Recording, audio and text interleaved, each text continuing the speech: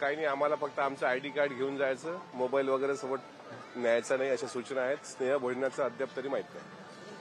एकंदरीत काय गृहपाठ केलाय सगळ्या आमदारांनी, कारण पंतप्रधानांना सामोरं जायचंय, काही अचानक प्रश्न विचारले जातील अशी अपेक्षा आहे का? गृहपाठ हाच आहे की महाराष्ट्राला कसं प्रगतीपथावर न्यावं, त्याकरता महायुती कशी भक्कम असली पाहिजे आणि आगामी स्थानिक स्वराज्य संस्थेच्या प्रत्येक निवडणुकीमध्ये बारकाईनं आम्ही कसे कामं करू त्याबाबतचा गृहपाठ आम्ही केलेला आहे. आज पंतप्रधान मुंबईत येत आहेत, मात्र अशातच धनंजय मुंडे हे परळीला गेले आहेत. जाणून बुजून त्यांना पाठवलंय का की ते का नेमकं काय कारण आहे?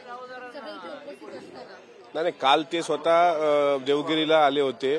देवगिरीला दादांची भेट घेतली आणि भेट घेतल्यानंतर त्यांनी सर्व वरिष्ठांची भेट घेऊन हे सांगितलं की परळीला व्यापाऱ्यांनी बंद ठेवलाय आणि त्यामुळे मला तिथं जाणं महत्वाचं आहे, म्हणून सर्वांची परमिशन घेऊनच ते गेले.